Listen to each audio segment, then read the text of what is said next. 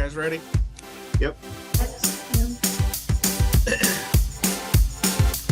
All right, welcome back to Super Centex podcast, where we talk a little Central Texas high school football. Alongside me, as always, are DJ Ramirez. DJ, how are you? Doing all right for Wednesday morning. Yeah. And Chad Conine, who's starting to get a little more facial hair going again. I mean, I feel like I shaved on September 1, so I know exactly it's 2 weeks tomorrow, right? Gotcha. So, okay. There you go. And DJ looks like she's coming to us from a different location in her apartment. So yeah, I was watching MLB Network, as I do every morning, and doing interviews for capsules, and I was like, I really don't feel like getting off the couch today. Yeah. Well, guys, we've had some great games in Central Texas so far this season. And just on paper, week 4 shapes up no differently. I saw a tweet from Greg Tepper at Texas Football where he said that there are 31 matchups this week between 2 undefeated teams. And just looking at his list, I think he's probably talking about 11-man football. I didn't see any 6-man games in there. So Itasca was one of them. Do what? Go ahead. Never mind. Go ahead. 3 of those games involve teams from our area.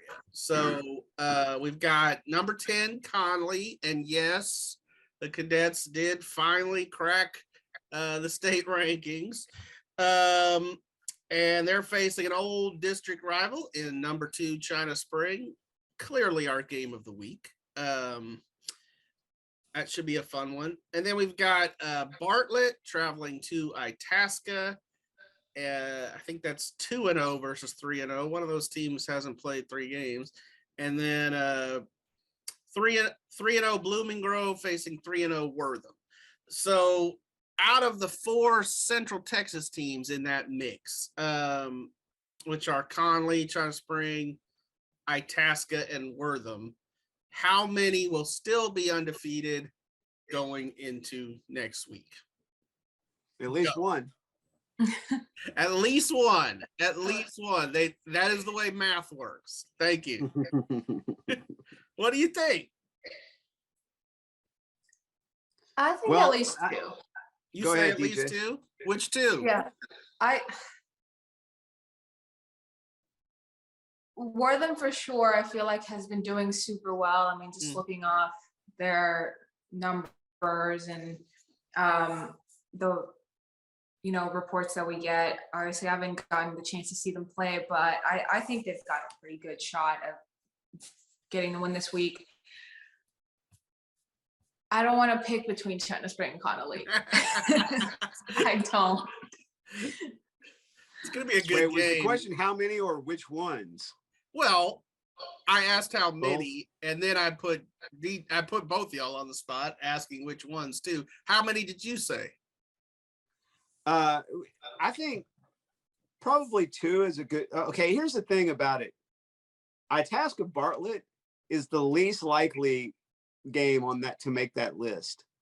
And can we give it up for Ricky Torres, who of course is Ruben Torres's brother? He was an assistant at Marlin and got that Itasca job. Got it fairly late. I want to say it was in the summer when he got that job, and we know how that transition is a lot of times when you come in, sort of right before practice starts, and you have to kind of hit the ground running, and he's got him off to a pretty good start. Right, and I mentioned that being an unlikely matchup of undefeated teams. I just looked it up real quick. They have 5 wins between them. Last year, the entire season, they had 3 wins between them. Yeah. So, in fact, I was scrolling down that tweet, just like you said, and I was like, oh, Itasca Bartlett is an undefeated matchup. Not exactly Austin Westlake, Converse Judson, but No. So here's the thing about the Connally China Spring game. It's probably going to hinge on Jelani McDonald's availability for Connally. He was banged up, looked like an ankle injury or some sort of lower leg injury in that Cameron Yo game. They were still able to win it as Kiefer Sibley came through with some big runs in the fourth quarter on the game-winning drive, even though McDonald was out. But China Spring with Cash McCollum versus Connally with the backup quarterback, that does not bode well for Connally. But I mean, Connolly's sitting there at 3-0, and I don't think with their schedule we would have said, "Hey, Connolly's a slam dunk to be 3-0." So don't count out the Cadets. Yeah, no doubt. And even though la-vega now is sitting at 1-2, I still count that Connally win over la-vega as a pretty impressive victory. In terms, at the time, I think we may have described it as, kind of knocking off Big Brother. Well, I feel like this is another chance for Connally to do that. Can they knock off two Big Brothers in non-district? We'll see. I mean, that's going to be tough. I think China Spring has the rightful edge in this matchup, but a lot of talent on the team for both teams, and I do think you make a really good point, Chad, about Jelani McDonald's availability. I mean, obviously, you never want to lose your stud player, your quarterback. I mean, he's a guy who does a lot of things for you. Mm-hmm. Absolutely. A couple things about these teams that I thought are interesting. So DJ and I were doing Stats Plus this week. Chad, you remember those days? At some point, I intend to pitch in, but on Monday I was traveling from Lubbock to Granbury, so for my nephew's football game. No worries. We had it under control. But so Kiefer Sibley, you mentioned him, is leading Central Texas in rushing, over 500 yards through the first 3 games. That's pretty good. I mean, that's pretty good. But Javion Sunday would be like, "What? You ain't got 1,000 yet?" Yeah. So Javion Sunday was a former Connally running back. Now at I assume he's still at the University of Washington. Right. And yeah, he was pretty good. Yeah, I covered like their 4th game of the year one year, and he had 1,000 yards in the 4th game. So yeah, that's craziness. And then Tanner Bean, who, Chad, you'll remember Tanner Bean, Wortham, who pretty much led our area in rushing all last season. I think he's 2nd right now behind Sibley with like maybe 480 something yards. So maybe there's something to running the ball a lot that leads to wins. Never hurts, does it? No, it doesn't hurt. Running the ball, play good defense. We've heard that formula work in football before. So let's talk about the University Trojans. So University is 1-2, coming off a real heartbreaker, 1-point loss to Arlington Heights last week. But to me, it still feels like this team is trending in the right direction under Kent Laster, 2nd year there. Do you guys think that's the case? And is there any chance University can make a run at a playoff spot? DJ, I'll start with you. I think there is. I think that they'll just make it. I feel like that game against Arlington Heights was just like at the end, just a little bit of bad luck. And like I mentioned in my rewind, you kind of have to make your own luck. Mm-hmm. And so those small little, mishaps that you make really hurt you. So I feel like if they just take care of those small things, they can really make it, like they can be good enough to see a playoff. Chad? Well,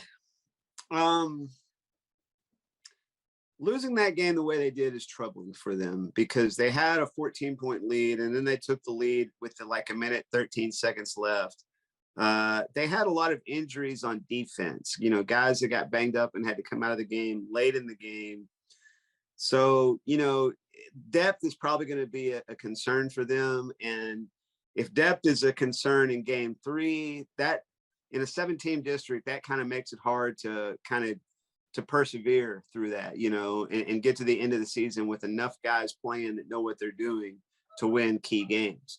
So I would say at this point, there may be a year away from making a playoff run. If they make, if they continue to make progress this year, I think it would be a huge story if they did make the playoffs. In fact, we've seen like little things from Midway, Waco High, and University in the past 2 years that they've struggled under new coaches, where every time you think somebody's starting up and then crash, bang, they lose by 42 points to Granbury, So yeah, good points by both of you. Chad, you were following that University game, so you probably knew that they had some guys banged up, but so Texas football actually picked University 5th in that district, so just right out of the playoffs. It's a 7-team district, and certainly not as tough as the district that University came out of before, right, which had Aledo in it, and Aledo is just a frigging machine. They just fall out of bed and win state championships. Well, we were talking about, perennial powers last week and teams that just every year are right there. And I mentioned Austin Westlake, and Aledo is another one absolutely in that category. Yeah. So that district includes Leander Rouse, Belton, Pflugerville, Connally, Elgin, and a new school, brand new this year, Killeen Chaparral, a new Killeen school, along with University. So, you're trying to finish in the top 4 in a 7-team district. I feel like University probably will be favored against Elgin and Chaparral. So then basically you need one more win. You need to beat a Belton or a Pflugerville Connally. Probably not Leander Rouse. They're the district favorite. But I do feel like University is trending in the right direction. Now, Chad, you mentioned the injury situation. That certainly is a concern for any team that's dealing with injuries. But to me, a good sign for University is in the last 2 weeks, they've put up almost 100 points. I mean, granted, 67 of those came in one game 2 weeks ago. But you talk about a way to get your first win. That's a way to get your first win. Almost put up 70 points. And then they followed up with 27. And I think Mekhi Sandoff is really showing to be a big-time playmaker for them at running back. He was good last year. But, yeah, I like where University's going. Well, everybody loves to have triplets, and their quarterback's name, I heard pronounced on the broadcast, Mangani. Mm-hmm. And Mangani is, getting some things done. And then he's got Mekhi Sandoff in the backfield along with Najee Drake there in the backfield with him. And then London Smith has been the breakout star of Central Texas football so far this season. Absolutely. I was telling DJ earlier this week a little bit of his background. So London Smith, just a freshman for University, absolutely will be one of the candidates for Super Centex Offensive Newcomer of the Year. Mm-hmm. But London Smith is the son of Rodney and Stacy Smith. Rodney, of course, was a great University player, University coach football and basketball. Now is an assistant athletic director for Waco ISD. And then Stacy Smith, and both of these two, by the way, Rodney and Stacy, both former Super Centex Athletes of the Year. Rodney at University, Stacy was a year behind him. I think she graduated like 95 from la-vega. She was state champion in track. She led them to the state basketball tournament and then went on to Baylor, where she won NCAA championship in the triple jump, and now is a Baylor track coach, has been for the last 20 odd years. So he comes from good athletic genes. And by the way, big sister is a stud on the Midway volleyball team. Yeah. Right? Yeah, Sydney Smith. She's a senior. And the other thing I'll just mention quickly about London. So I have some friends who are big into soccer, and they have a son who's London's age. And London was on their like hot soccer team growing up, like when 5, 6, 7 years old or whatever, and he was always pretty fast, pretty good. So Right. This kid's been an athlete for a while.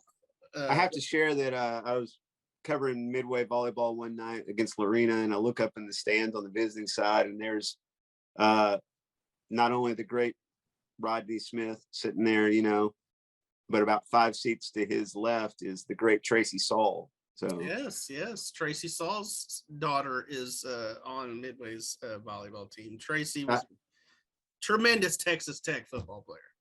Yep, 25 career interceptions. That's a lot. That is.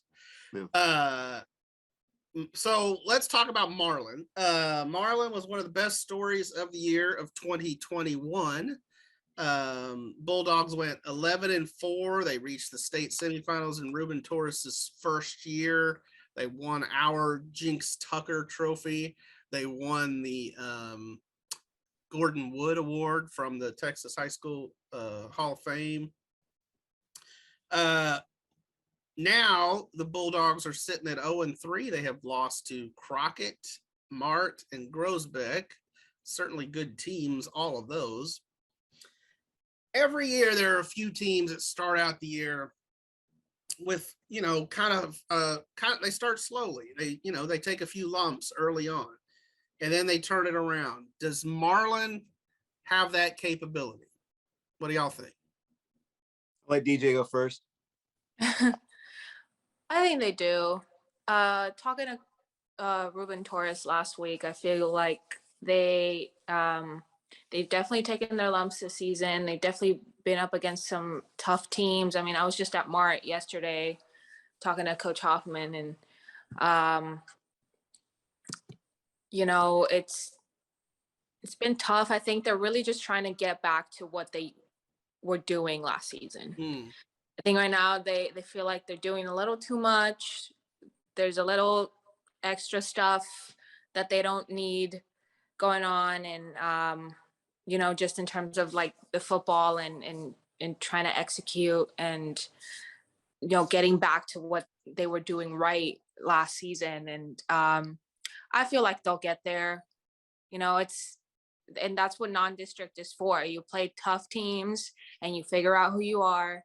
That way, when the games that count towards making the playoffs get here, you're not making those same mistakes anymore, and you're not worrying about all those extra things and getting too high on yourself and getting in over your head. So I think that the competition they've been up against has been really tough as well. So just getting back to what they were doing is something that they're trying to focus on.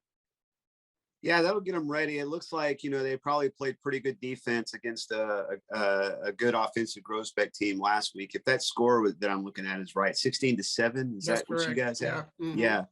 So that's a good sign for them. They've got Bosqueville and Moody coming up in their next 2 games. Bosqueville will be a pivotal game for them. But they have a chance to kind of get right in those 2 games and kind of get their wheels under them. I think probably when you've had a turnaround season and you don't maybe live up to expectations in your first year, and especially we all know the situation Marlin is in, both as a town and a school. And I hope that it's not a case where they have a rough start and start to lose hope and people start to scatter, but Torres seems like a tough guy. Seems like he's, resilient and can maybe keep all those guys on the same page. I think that'll be a big key going into, they have this Friday off before they start district play next week, it looks like. And then, a big thing with the way that season they had last year and coming into this season, I can't remember when it was, but I heard somebody talking about, it's actually the Baylor tennis team. They had Adrian Boytan was playing really well. And they talked about what a big advantage was when you could walk on the court and know you had the best player on the court on your team, right? And coming into this year, they were going to have Darian Gullett back there as the best player on the field walking out there. Of course, he has a knee injury, and then Dad gets a job over at TIG, so he's not there anymore. So they lose that kind of edge, where that, you got one guy on the field that can make a difference any play. And I think that might have been a big factor for him so far in these first 3 games.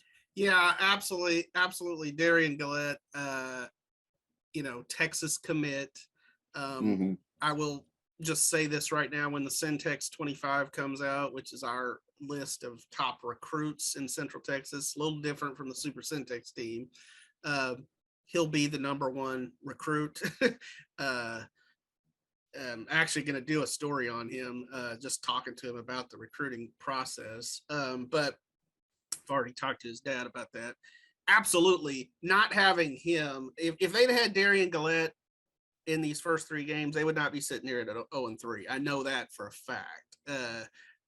He's that good, but they still have a lot of talent. I mean, they got Desmond Woodson at quarterback. He was our preseason Super Centex quarterback. He was our Super Centex quarterback last season. They have Trajan Butler at receiver, but I think when you have 2 great receivers like they had last year with Gullett and Trajan Butler, and honestly, Zamarian Lofton is another one. But I think what they've had to do a little bit is mix in Zamarian Lofton at quarterback and use him in some areas that maybe they weren't planning on it. He's so versatile. That's another kid that's really, really good. I think they have too much talent to not start getting it together. And I'll say this, I was out at a cross country meet last week. I saw Clint Zander from Bosqueville. I was talking to him. And so we're just talking about football and this and that. And he says, man, I think it's probably good that we're getting Marlin early. They're getting Marlin right off the bat in district. And I think what he means is he expects Marlin to get better as the year progresses. So, if there's a time to catch him early. By the way, do we have a Longhorn jinx in Central Texas? Anybody that commits to UT ends up not playing.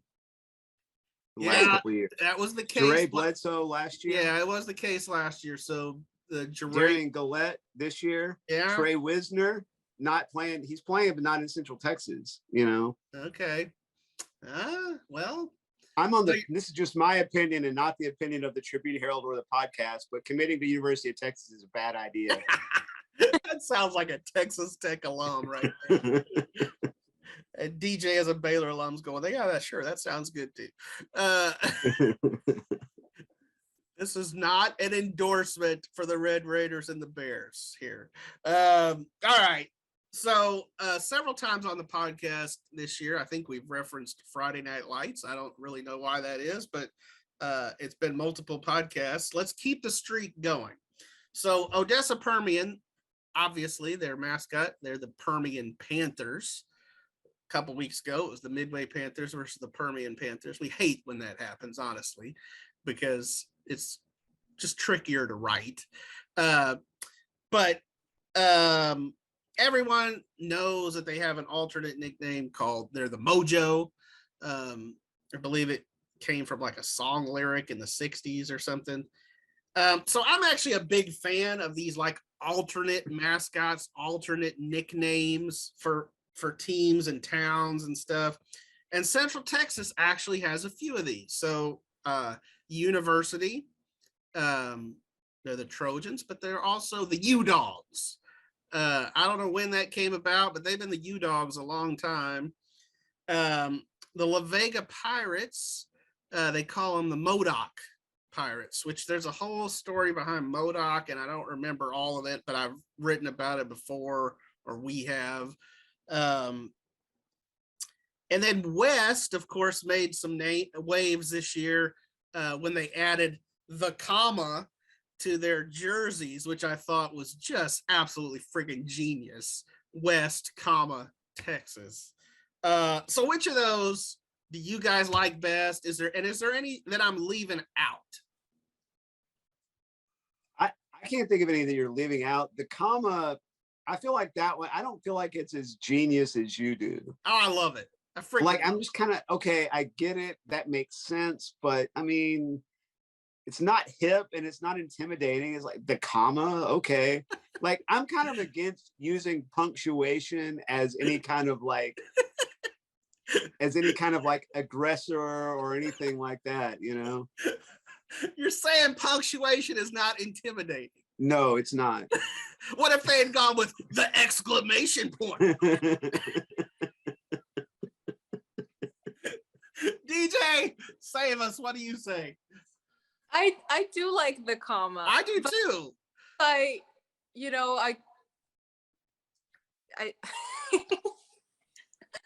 I don't know. I'm a stickler for grammar sometimes. So yeah. That's the editor in you. That's good. Yeah. Maybe Oxford should be the comma. Oh, shut up. That's just if Oxford terrible. had a football team, they'd be the comma. Now your jokes are getting worse. I will mention a couple others that I didn't mention. I like the U-Dogs. I like the Modoc thing. I don't remember all the history behind Modoc, but so last night I was at Valley Mills covering a volleyball game, and the coach there was wearing a shirt that said the Valley, which sometimes you'll hear them out in Valley Mills call it the Valley. And go ahead, DJ. That volleyball match was at Valley Mills? Yes. Okay, when I was leaving Mart, some I guess I don't know if they were grandparents or parents of one of the Valley Mills girls, but they showed up at Mart waiting for the game, and I was like, oh no. And now they've been outed on the podcast. It happens. We've all done it. I know Ron's done it. Sometimes you'll hear Waco High just colloquially called the High. We've done that before where we just call them the High. Another one, well, a couple more I'll mention. So I'm not saying I invented these last two, but I'm not saying I didn't either. So a lot of times when I go to Crawford and I'll take a picture or something, and then I'll tweet it out, I will say Crawford, America. Not Crawford, Texas, but Crawford, America. And I've heard this picked up by other people. I know Jack Allen's done it. And the reason there is Crawford is such like a little quaint, like American small town. I think they have more churches than businesses. And obviously it's also, I think probably where the really America part of it comes from is that George W. Bush used to have a ranch there. So you just think of like the president and America, but yeah, Crawford, America is one. And I've seen Jeff Coker, their volleyball coach, tweet that out. So, that's one as just kind of a little nickname. And then, so years ago, many years ago, probably 15 at least, we had a blog on our website, and we would have to, write blog entries every now and then. And I did one for the high school blog where I came up with alternate mascots for every one of our freaking schools, which that's like 60 something schools. And Abbott, I renamed from the Panthers to the Redheaded Strangers. Now, DJ, I don't know if you get that reference. Look at her. She's very puzzled. Chad absolutely gets that reference because it's the home of Willie Nelson. Abbott is the home of Willie Nelson, and he's known as the Redheaded Stranger. And I've heard Paul Catalina call him the Redheaded Strangers in Abbott. So that one has at least gained some traction too, and I like that. I think it could be the Abbott Angels flying too close to the ground, or they should just be the Abbott Willies.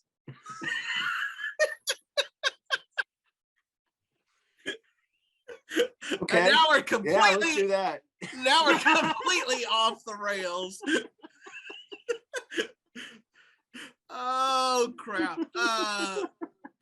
Where are you guys headed this week? We'll close with that. DJ, I'll be at Mac People Stadium for what you said was the game of the week, China Spring Cougars at the Connally Cadets. Yes, DJ had her choice of games, but she's seen China Spring twice already. So I understand going to see somebody else. DJ, you're going to West, correct? Yep, I'm picking up some kolaches. Picking up some kolaches. That's a pro move. That's a sports writer move. West and Whitney. That's always a fun rivalry, so that should be a good one. They're not in the same district this year, huh? No. Yeah. Oh, no, I think they are. Yeah. I think. Oh, it's a district game. Yes, West has only played 2 games. They took off last week. So Yeah. So that's a 17 district, but they got to get started already. Yep. Yeah. And I'll be at Midway, Rockwall Heath. Midway's still looking for that first victory of the season. They have not. You say at Rockwall Heath? No, Rockwall Heath at Midway. So. Oh, okay. Yeah, it's actually senior night for the Panthers, and Janet and I will be walking onto the field with our senior football player. So it's not a general thing that I do, but I will be wearing some Midway gear as I walk my son onto the field. And then I'll probably, when I go up to the press box, put a different shirt on. Well, I'd say that's a little bit of a conflict of interest, but Midway needs all the help they can get at this point. Yes, and with that, we will take off. The Abbott Willies. We'll see y'all.